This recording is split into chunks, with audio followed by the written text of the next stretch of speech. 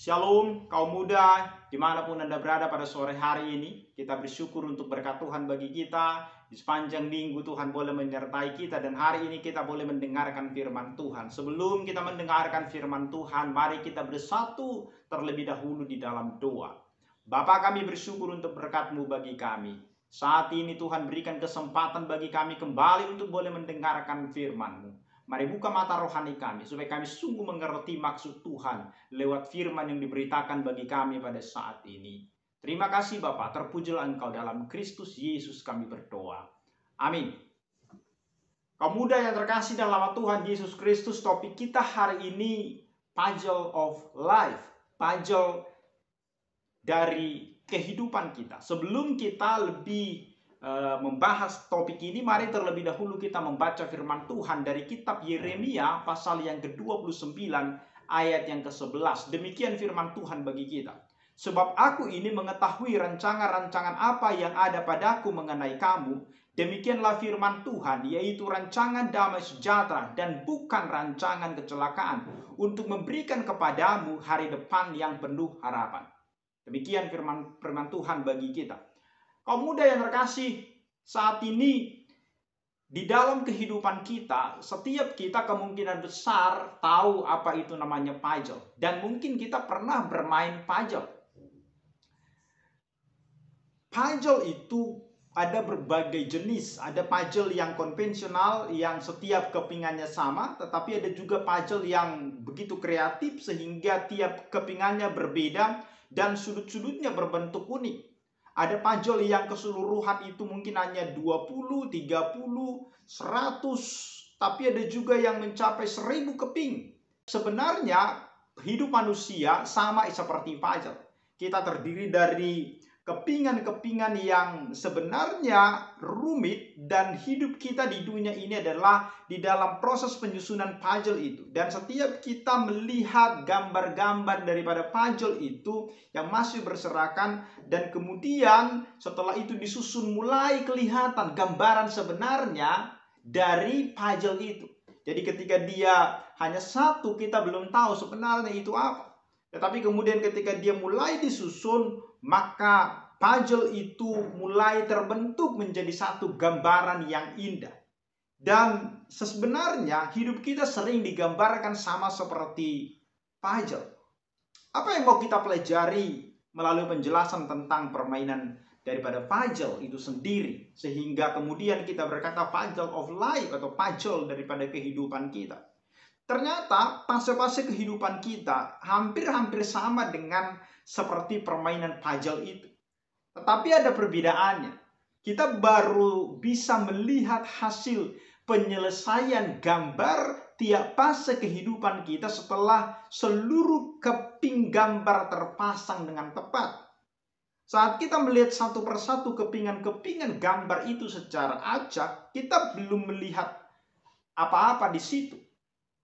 Tetapi yang pasti kita kemudian akan takjub ketika kepingan demi kepingan kecil itu terpasang menjadi satu bagian yang indah.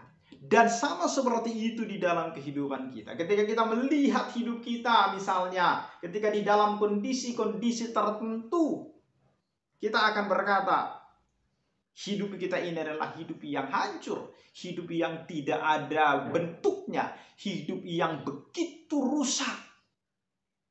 Tetapi kemudian ketika kita melihat secara keseluruhan, oh ternyata hidup kita itu adalah hidup yang indah, hidup yang unik. Tetapi kadangkala kita belum bisa melihat itu sekarang di dalam proses itu. Jadi bayangkan masing-masing kepingan tersebut di dalam puzzle itu adalah setiap peristiwa di dalam kehidupan kita.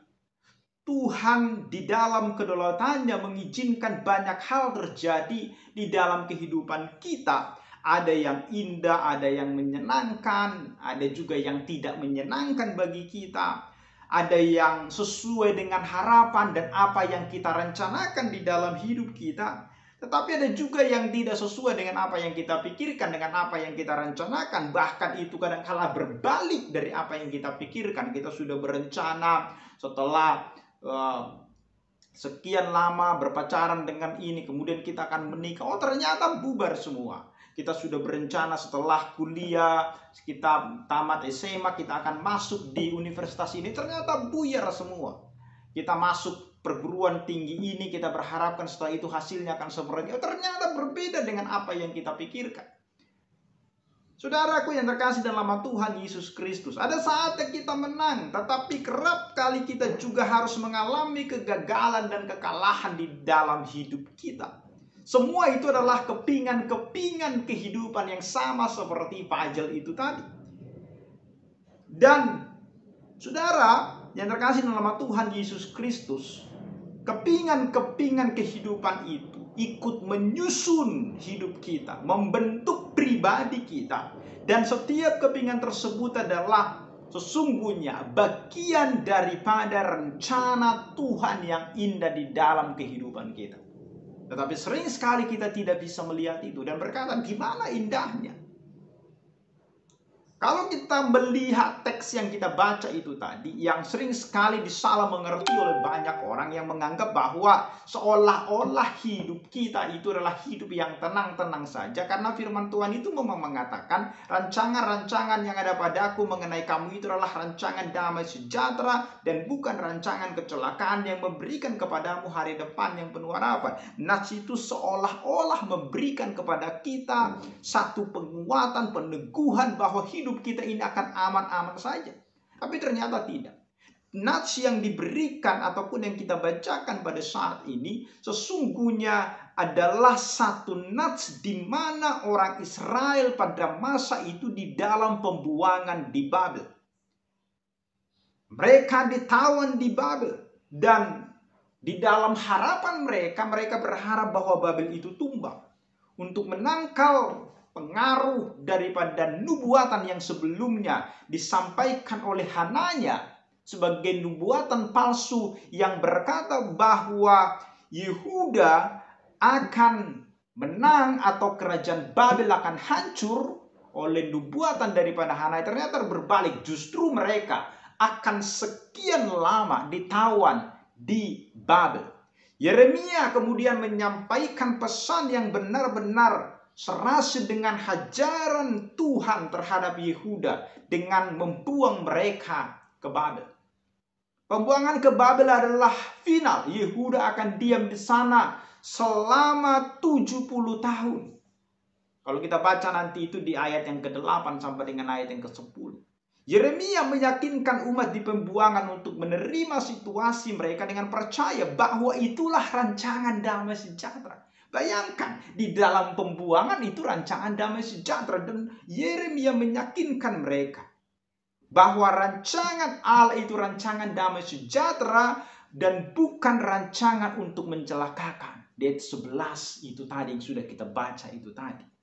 Jadi dengan hanya menerima hajaran Allah untuk menuntun mereka kepada pertobatan. Ternyata ada maksud Tuhan di sana. Supaya apa? Supaya mereka bertobat. Mengenal siapa itu Tuhan mereka. Mereka dapat kembali merasakan tangan kasih Tuhan, penyertaan Tuhan. Kalau mereka bertobat. Dan rancangan itulah rancangan yang terbaik bagi mereka. Mereka akan mengalami pemulihan dari Allah sendiri. Jikalau mereka tetap setia di dalam mengikut Tuhan dan di dalam pembuangan itu. Oleh karena rancangannya adalah untuk kesejahteraan mereka, maka mereka pun dipanggil untuk menjadi alat yang mensejahterakan lingkungan mereka.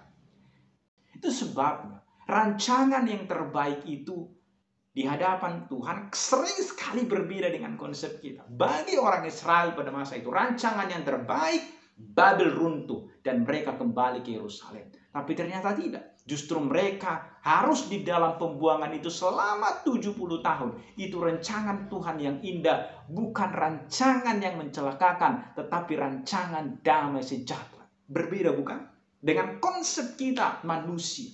Maka puzzle of life ini menyatakan kepada kita sesuai dengan nats yang kita baca itu tadi, bahwa Tuhan merancang, mereka-rekakan yang baik di dalam hidup kita. Kita bisa melihat bagaimana seorang Yusuf, Tuhan merencanakan yang baik di dalam hidupnya, tetapi dia harus mengalami kepahitan-kepahitan di dalam hidupnya. Bagaimana saudara-saudaranya membenci dia, menjual dia, memasukkan dia ke dalam sumur, tetapi kemudian ketika dia berada di sana, dia menjadi seorang budak. Tetapi lewat itulah Tuhan memakai dia. Dia masuk di dalam penjara. Kalau di dalam posisi itu, bagaimana rancangan yang indah kita lihat. Tetapi kemudian seorang Yusuf benar-benar menyerahkan hidupnya kepada Tuhan. Dimanapun Tuhan tempatkan kita, dimanapun Tuhan memanggil kita untuk menyaksikan Kristus melalui hidup kita, semakin kurang nyaman lingkungan kita, seperti kita berada di tengah-tengah masyarakat yang berbeda agama, lingkungan yang tidak mendukung kita, atau di dalam lingkup orang-orang yang menghalalkan segala cara untuk mencari keuntungan. Seharusnya semakin hidup kita merefleksikan karakter Allah, kudus, adil, dan di dalam kasih. Yusuf seperti itu, di tengah-tengah lingkungannya yang tidak mendukungnya, tetapi dia mempertahankan hidup kudus di hadapan Tuhan. Dan rancangan Tuhan bagi dia adalah rancangan yang terbaik. Maka siapa yang merancangkan itu? Ada satu pribadi yang merancangkan itu siapa? Allah Tritunggal yang Esa. Kita ada di dalam dunia ini bukan terjadi secara kebetulan, bukan terjadi dengan sendirinya. Demikian juga seluruh alam semesta ini, ada satu pribadi yang merancang itu sedemikian rupa sehingga jadi demikian. Dan kita manusia juga masuk di dalam rancangan Allah. Tuhan merancang kita sejak di dalam kandungan. Tuhan sudah menenun kita, sudah mengenal kita. Dan Tuhan itulah yang mereka-rekakan yang baik untuk hidup kita, yang merencanakan yang baik di dalam hidup kita. Dan di dalam proses perjalanan hidup kita itu, sampai saat ini, pastinya kita banyak mengalami peristiwa-peristiwa, kadang suka, kadang duka. Dan kalau kita bertemu dengan hal-hal yang menyenangkan hati kita, diberkati, lulus ujian, dapat jodoh yang baik, dapat pekerjaan yang baik, dan seterusnya kita daftarkan, kita akan mengatakan bahwa Tuhan itu adalah Tuhan yang baik. God is good all the time. Kita akan mengatakan seperti itu, bahwa Tuhan baik di dalam segala waktu. Tetapi kalau yang terjadi justru sebaliknya, apakah Tuhan itu masih Tuhan yang baik di segala waktu bagi kita? Apakah Tuhan itu adalah Tuhan yang masih memperdulikan kita bagi kita?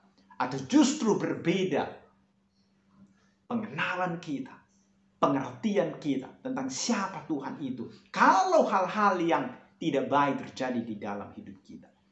Maka karena dia Tuhan yang menciptakan kita, dia Tuhan yang merancangkan yang terbaik bagi kita, maka sebenarnya tidak ada yang mustahil bagi dia. Di dalam kesulitan yang kita pikirkan, sebenarnya Tuhan bekerja. Di dalam segala peristiwa yang kita alami di dalam hidup kita, dia sedang bekerja. Maka ketika kita di dalam posisi yang sangat terpuruk, di mana kita merasa bahwa kita tidak akan mampu lagi keluar dari sana, atau ada orang yang sedang mengalami satu sakit penyakit yang tidak kunjung sembuh, atau pergumulan yang begitu berat di tengah-tengah kehidupan, di tengah-tengah keluarga, hal apapun itu, saya mau katakan adalah bahwa Tuhan kita adalah Tuhan yang maha kuasa, dan baginya tidak ada yang mustahil sebenarnya. Jadi di dalam kondisi-kondisi yang benar-benar mungkin bagi kita saat ini sedang mengalami kondisi yang sulit, atau mungkin suatu saat kita mengalami itu, ingatlah tetap bahwa Tuhan itu mampu menolong kita, dan tidak ada yang mustahil bagi dia. Dia mampu menyelamatkan kita. Bisa saja di antara kita hari ini yang mendengarkan ini di dalam kondisi yang tidak menyenangkan. Mungkin ada seperti yang saya sebutkan tadi, sakit penyakit yang sedang diderita. Kita mungkin sedang tertindas, sakit hati, diperlakukan tidak benar. Ada masalah di tengah-tengah keluarga, konflik di dalam pekerjaan, atau di hal apapun yang mungkin sedang kita alami di dalam kehidupan kita. Tetapi ingatlah, nantikanlah waktunya Tuhan. Dan memang bukan hal yang mudah untuk menantikan itu. Tetapi harus ada keyakinan bahwa bagi Tuhan tidak ada yang mustahil. Dia bisa menolong kita, menyelamatkan kita. Karena Allah kita adalah Allah yang kasih. Itu adalah identitas sifat daripada Tuhan. Bahwa dia adalah Allah yang kasih. Tidak ada yang jahat di dalam dirinya. Maka Tuhan tidak pernah mereka-rekakan yang jahat bagi kita. Tuhan tidak pernah merancangkan yang tidak baik bagi hidup kita.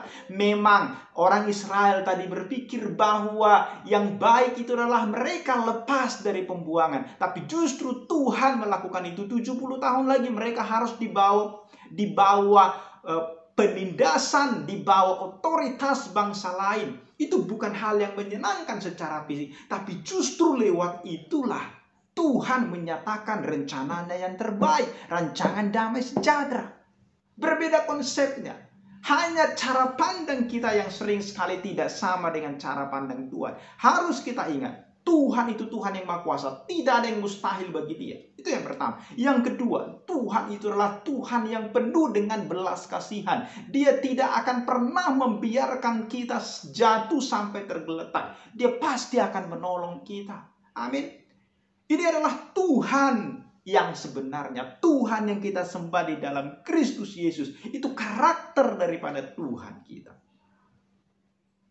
Di dalam Lukas 1:37. Dikatakan, sebab bagi Allah tidak ada yang mustahil. Dalam Markus 9:23, Yesus berkata, katamu jika engkau dapat, tidak ada yang mustahil bagi orang percaya. Tetapi kita harus pahami ini. Hal yang harus kita pahami di dalam bagian ini adalah, biarkan Tuhan bebas membentuk hidup kita seturut dengan kehendaknya. Dan percaya bahwa yang dilakukannya semuanya baik. Maka tidak ada yang mustahil bagi orang yang percaya.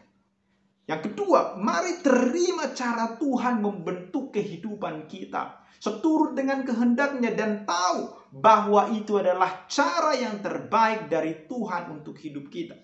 Maka bagi dia tidak ada yang mustahil. Tadi dikatakan bahwa rancangan Tuhan itu adalah rancangan damai sejahtera. Dan rancangan Tuhan bagi hidup orang Israel dan bagi hidup orang percaya adalah rancangan damai sejahtera. Apa yang dimaksudkan di dalam nats itu? Jadi ketika Nabi Yeremia melayani di Yehuda, kerajaan di bagian selatan, karena Israel sudah terbagi dua, satu di utara, satu di selatan.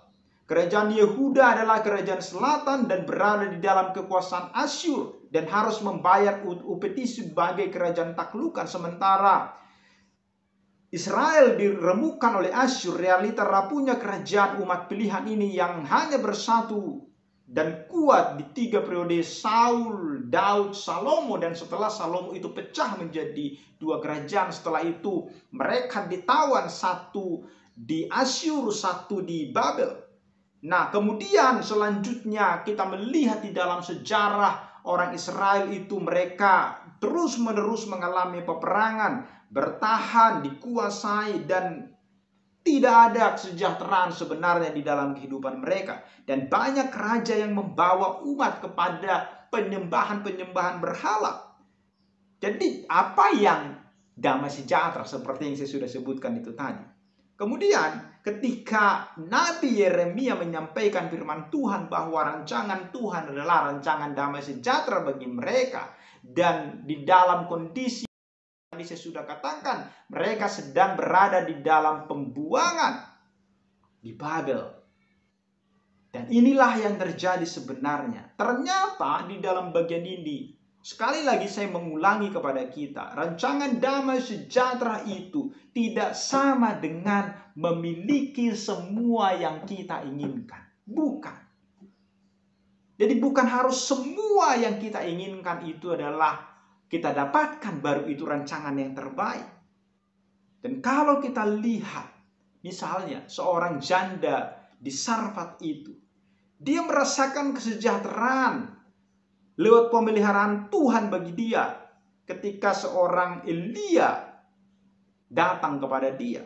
Dan di sepanjang hidupnya dia tetap miskin, tetapi hidup sejahtera. Karena apa? Karena dia merasakan bahwa Tuhan menyertai dia. Maka kesejahteraan itu bukan berbicara kaya dan miskin, bukan berbicara tentang ganteng dan tidak ganteng, cantik dan tidak cantik. Bukan berbicara lulus atau tidak lulus. Bukan itu rancangan damai sejahtera itu. Kesejahteraan itu adalah masalah penyertaan Tuhan. Seorang janda di Zarfat itu benar-benar hidup berbahagia, tetapi hidupnya tetap miskin. Dia tidak menjadi kaya, tetapi dia merasakan apa? Dia merasakan penyertaan Tuhan, dan itulah kesejahteraan bagi dia. Kalau Tuhan sudah menyertai kita di dalam kondisi apapun, bukankah itu namanya damai sejahtera? Konsep kita harus diubah dari hal itu. Sejahtera adalah salah satu daripada buah roh yang Tuhan berikan bagi orang percaya, sehingga orang percaya memiliki damai sejahtera di dalam hidupnya. Dan damai sejahtera itu keluar, bukan dari luar ke dalam, tetapi dari dalam keluar. Jadi sejahtera tidak ditentukan oleh situasi, kondisi di dalam lingkungan, di sekitar diri kita, melainkan dengan apa? Relasi kita dengan Tuhan pencipta kita. Lewat itulah sebenarnya sejahtera itu muncul. Dan Yehuda di dalam pembuangan ke Babel itu. Tetapi ingat, kemudian Yehuda dikalahkan Babel adalah bentuk penghukuman Tuhan atas kebebalan daripada bangsa Yehuda itu sendiri.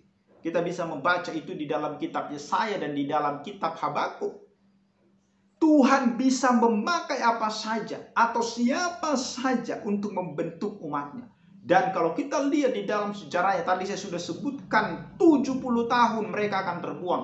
Sudah dinubuatkan oleh Nabi sebelum peristiwa itu terjadi. Dan Yehuda masih berdiri. Namun saat bersamaan Tuhan juga berjanji akan membebaskan Yehuda dari pembuangan dengan memakai kerajaan Kores, yaitu kerajaan Persia pada waktu itu. Kita bisa baca itu di Yesaya 45 ayatnya yang pertama. Jadi semua urutan peristiwa ini sangat jelas dalam kitab Yesaya, Yeremia, di mana Tuhan memakai peristiwa itu semua justru untuk mendatangkan kesejahteraan bagi orang Israel. Jadi rancangan damai sejahtera sangat jelas di sana. Itu tidak sama dengan hidup tenang, melainkan di dalam badai hidup Tuhan tidak pernah meninggalkan umat yang dikasihinya. Tetapi harus diingat bahwa seleksi dari Tuhan itu dimulai terus menerus. Dan kita lihat di dalam padang gurun, seleksi dilakukan oleh Tuhan. Di dalam pembuangan itu pun Tuhan melakukan seleksi bagi mereka. Jadi tidak sedikit di antara mereka juga yang kemudian ketika di dalam ketidaktaatannya mengalami peristiwa itu ditulahi oleh Tuhan. Saudaraku yang terkasih dalam nama Tuhan Yesus Kristus, rancangan sejahtera Tuhan di dalam kisah orang Israel ini jelas bahwa apa yang terbaik sesungguhnya Tuhan berikan. Dan kalau kita lihat di masa itulah muncul tokoh-tokoh muda yang begitu menyatakan hidupnya bagi Tuhan. Ada Daniel dan kawan-kawan yang tidak takut mati demi iman mereka kepada Allah. Lalu ada Ezra, Nehemia yang memimpin Israel kembali ke Yerusalem untuk memulihkan kemurnian ajaran daripada Taurat. Itulah kita lihat, saudaraku yang terkasih, bagaimana rancangan Tuhan bagi umatnya.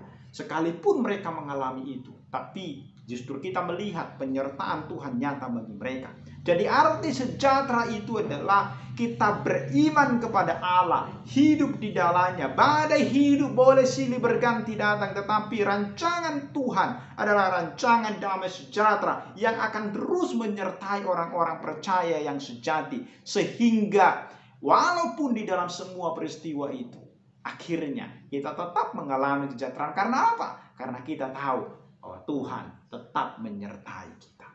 Kemudian yang ketiga yang boleh kita pelajari dari bagian ini adalah bahwa sesungguhnya lewat semua peristiwa itu, lewat apa yang kita alami di dalam hidup kita, Tuhan sebenarnya menginginkan kita dibentuk sesuai dengan keinginannya.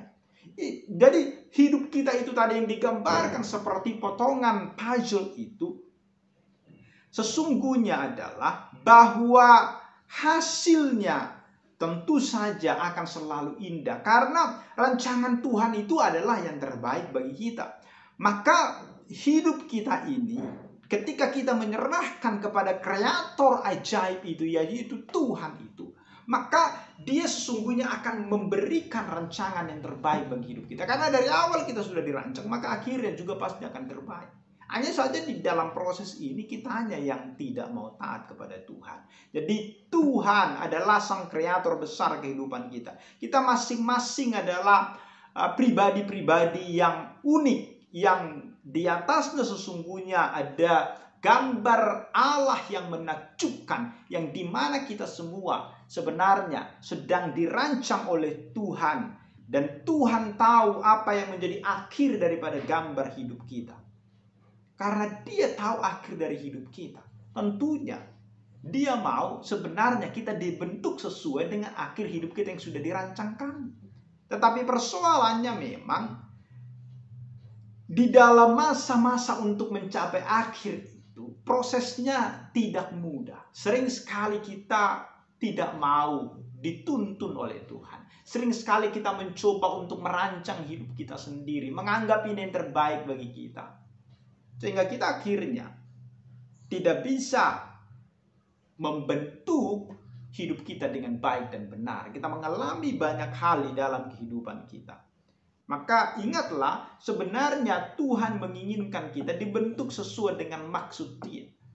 Dibutuhkan di sana adalah ketaatan, supaya Dia membentuk kita sesuai dengan kemauannya, sesuai dengan maksudnya. Jadi ketika kita mencoba menyusun puzzle kehidupan kita sendiri dan ternyata salah, maka Tuhan kemudian mencoba menyusun itu kembali, membongkar yang sudah kita susun itu, dan Tuhan susun kembali sesuai dengan rancangan damai sejahtera yang sudah Tuhan persiapkan, Tuhan rancangkan sebelumnya bagi kita. Jadi ketika kita mengalami pembentukan, mengalami proses, tunduklah, ikutilah rancangan Tuhan. Karena rancangan itu adalah rancangan yang terbaik bagi kita. Sehingga di dalam kita mengalami persoalan-persoalan pergumulan di dalam hidup, teman-teman semua, kaum muda yang terkasih, mari kita tidak terlalu khawatir. Jangan terlalu banyak keluhan-keluhan keluar dari mulut kita. Rancangannya sekali lagi adalah rancangan yang terbaik. Maka cara terbaik yang harus kita lakukan adalah apa? Berserah kepada Tuhan. Membiarkan diri kita mengikuti rancangan Tuhan. Jadi ketika problem datang, kesulitan hidup datang, mari belajar menerima dan mensyukuri semua yang terjadi itu. Sehingga sebagai orang percaya kemudian kita tidak terlalu khawatir atau khawatir yang berlebihan.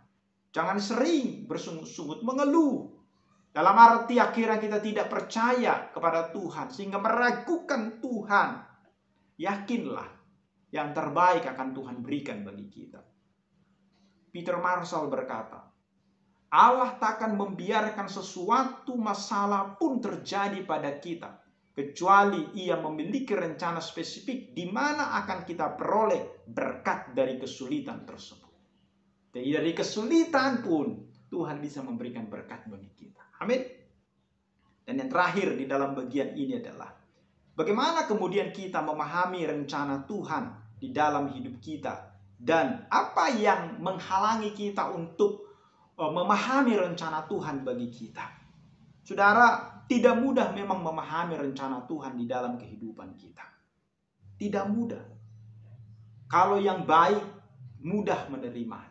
Tetapi seperti yang sudah saya katakan tadi, kalau hal-hal yang berbalik dengan itu, kita akan mengalami kesulitan untuk memahami itu.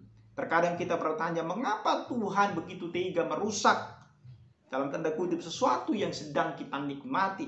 Kita marah saat Tuhan tidak juga mengizinkan kita sesuatu yang kita idam-idamkan. Kita kecewa kepada Tuhan kalau masalahnya sepertinya dibiarkan saja untuk menjadi batu-batu yang tajam di dalam kehidupan kita. Bukan hanya sekedar batu kerikil, tetapi batu-batu cadas yang tajam di dalam kehidupan kita. Atau saat kita kehilangan dan terpukul dikala Tuhan memanggil orang-orang yang kita kasihi. Kenapa Tuhan tidak biarkan? Kenapa Tuhan rusak keindahan yang menurut kita di dalam kehidupan kita itu? Seringkali kita berdebat, mempertanyakan keputusan Tuhan. Tidak jarang pula kita marah, mempersalahkan, menuduh Tuhan. Mengapa Tuhan? Dari perspektif kemampuan daya pikir dan jarak pandang manusia, memang demikianlah adanya. Tetapi ketahuilah bahwa pola pikir kita ini sangat terbatas. Kemampuan kita untuk menjangkau rencana Tuhan itu sangat terbatas. Yang terbaik menurut perspektif Tuhan jauh lebih besar daripada apa yang kita pikirkan di dalam kehidupan kita. Karena itu saudaraku yang terkasih, saya pernah membaca kisah daripada seorang Edison. Suatu hari Edison pergi ke labnya di pagi hari, namun yang terjadi sesampainya Edison di labnya itu, labnya itu sedang terbakar. Lalu apa yang dilakukan oleh Edison? Dia meraung-raung karena labnya terbakar? Tidak. Tetapi justru dia kemudian memanggil anak-anaknya. Dan dia berkata kepada anak-anaknya, "Nak, panggil ibumu ke sini. Sudah lama kita tidak melihat ada kembang api di mana-mana. Sekarang kita bisa melihat kembang api di sini." Saudara, lihat cara terbaik, terbahagia dalam menjalani kehidupan memang hanya dengan cara apa? Penyerahan diri secara total kepada kehendak Tuhan di dalam membentuk dan membangun kehidupan kita. Ingat kisah Ayub, bagaimana dia di dalam hidupnya mengalami peristiwa-peristiwa yang tidak menyenangkan. Anak-anaknya habis semua, hartanya habis semua, istrinya mengutuki dia. Tetapi apakah kemudian seorang Ayub dibiarkan Tuhan sampai hancur? Tidak. Tetapi justru kemudian kecintaan Tuhan, kecintaan Ayub kepada Tuhan lebih lagi ditunjukkan dari hidupnya yang benar-benar saleh. Dia menyadari bahwa Tuhan sanggup melakukan segala sesuatu dan tidak ada rencana Tuhan yang gagal di dalam hidupnya. Oleh karena itu, saat kita mengalami masalah, hendaklah kita tetap kuat di dalam setiap proses itu. Jadi mari kita melihat, mengerti rencana Tuhan di dalam apa? Di dalam penyerahan diri kepada Tuhan. Kita perlu percaya bahwa Tuhan sedang merancangkan suatu kehidupan yang terbaik bagi kita. Saat kita berserah, maka Tuhan akan bekerja secara luar biasa di dalam kehidupan kita. Dan Ia akan menyatakan rencananya yang sempurna bagi kita. Maka tadi saya sudah katakan, untuk kita bisa memahami rencana Tuhan, mari kita terima cara kerja Tuhan membentuk kita. Jadi jangan terlalu khawatir. Jangan terlalu banyak bertanya, mengeluh, kenapa begini Tuhan, kenapa begitu Tuhan. Terimalah cara Tuhan di dalam memproses. Maka kita akan melihat karya besar Tuhan di dalam kehidupan kita. Ketika kita belum memahami rencana Tuhan, jangan kita bimbang. Mari kita tetap berfokus kepada Tuhan. Sampai Ia menyatakan rancangannya yang terbaik bagi kita. Tuhan akan menyatakan semuanya dan indah pada waktunya. Jangan pernah takut untuk kemudian masuk di dalam semua rencana Tuhan itu. Karena rancangannya itu adalah rancangan sempurna yang tidak akan pernah gagal atas hidup kita. Hanya kadang-kala kita yang melenceng seolah-olah itu gagal. Tetapi rancangan Tuhan akan membawa kita kepada kemenangan demi kemenangan yang sebenarnya Tuhan sudah persiapkan. Dan yang pastinya, kenapa kemudian kita gagal di dalam memahami rancangan Tuhan? Yang pertama adalah karena kita tidak memiliki hubungan yang akrab, yang baik dengan Tuhan. Kita meninggalkan pembacaan Alkitab. Kita jarang berdoa. Kita jarang menjalin hubungan yang baik dengan Tuhan. Padahal lewat firman-Nya lah Dia berbicara kepada kita dan menyatakan maksudnya, menyatakan jalannya bagi kita. Jadi ketika kita tidak memiliki hubungan yang akrab dengan Tuhan, kita akan kesulitan untuk memahami rencana, rancangan Tuhan bagi hidup kita. Yang kedua, ada dosa yang tidak kita selesaikan. Karena dosa akan membuat kita terhalang untuk mengerti maksud Tuhan di dalam hidup kita. Jadi, kalau kita masih hidup di dalam dosa, selesaikanlah dosa itu. Karena dosa akan menghalangi kita untuk mengerti, untuk menghalangi kita untuk datang kepada Tuhan, dan menghalangi Tuhan untuk berbicara kepada kita sehingga kita mengerti maksudnya. Dan tentunya ketika kita belum anak Tuhan, tidak akan mungkin kita bisa memiliki hubungan yang akrab dengan Dia. Dosa itu yang akan menguasai hidup kita. Dan yang ketiga, sering sekali kita terlalu fokus kepada diri kita dan masalah kita, sehingga kemudian kita kecewa, kita khawatir, mata kita, telinga kita tidak mendengarkan Tuhan, tidak memandang Tuhan lagi, tetapi kita memandang diri kita saja. Kita menjadi pusat dari semuanya. Jadikan Tuhan menjadi pusat daripada segala kehidupan kita. Kita bisa melihat rancangan Tuhan. Ketika di dalam semua peristiwa itu, kita jadikan Tuhan kita menjadi pusat daripada seluruh kehidupan kita. Di dalam Yesaya 55 ayat yang ke-8 dikatakan, sebab rancanganku bukanlah rancanganmu, dan jalanmu bukanlah jalanku. Demikianlah firman Tuhan. Sering sekali yang kita inginkan bukan apa yang Tuhan inginkan terjadi di dalam hidup kita. Tuhan adalah Tuhan yang selalu mengasihi. Dan ingatlah, Dia tidak pernah meninggalkan kita. Ia memberikan kita kebebasan untuk merangkai puzzle-puzzle di dalam kehidupan kita. Namun di saat kita salah merangkainya, ketika kita mau menyerahkan itu kepada Tuhan, Dia akan turun tangan dan memperbaikinya. Siapkah kita jika kepingan puzzle kita dibongkar dan dirangkai kembali oleh Tuhan? Mari serahkan hidup kita, supaya Tuhan susun puzzle-puzzle itu, sehingga hidup kita adalah hidup yang baik. Jadi Tuhan mengetahui rancangan-rancangan apa yang ada pada Dia mengenai saya, mengenai saudara semua. Yaitu rancangan apa? Rancangan damai sejahtera, bukan rancangan kecelakaan, untuk memberikan kepada kita hari depan yang penuh dengan harapan. Inilah yang menjadi pesan Tuhan bagi kita di dalam ibadah kita kali ini. Tuhan menyatakan bahwa kita masing-masing memiliki gambar indah yang harus disusun satu persatu. Ada yang masih berupa kepingan-kepingan yang belum terlihat. Ada pula yang sudah hampir menjadi sebuah kesatuan gambar yang indah, namun tetap harus menyelesaikan dan menemukan sisa-sisa kepingan yang harus diselesaikan. Dan kepingan-kepingan puzzle itu harus diselesaikan dan dapat berupa firman Tuhan yang harus kita laksanakan atau kebenaran yang harus kita hidupi. Dan puzzle itu bisa berupa hal-hal yang sulit yang harus kita hadapi dengan sikap yang benar. Walaupun itu tidak mudah, bahkan termasuk mungkin puzzle itu adalah badai yang harus kita hadapi. Kita perlu semua bagian demi bagian di dalam kondisi yang baik, di dalam kondisi yang tidak mudah, di dalam kondisi yang sulit, di dalam kondisi yang buruk. Karena dengan semua bagian itu, kita baru dibentuk dan dibimbing menjadi siapa kita yang seutuhnya, seperti gambar yang Tuhan rancangkan bagi kita. Saya harap kita sungguh-sungguh bisa mengerti ini. Jadi setiap peristiwa itu ibarat puzzle yang sebenarnya sedang disusun supaya nanti ada gambaran yang indah tentang hidup kita yang sebenarnya Tuhan sudah rancang sebelumnya. Jadi ketika itu salah, Tuhan bongkar kembali. Dan di dalam pembongkaran itu kadang-kala menyakitkan kita.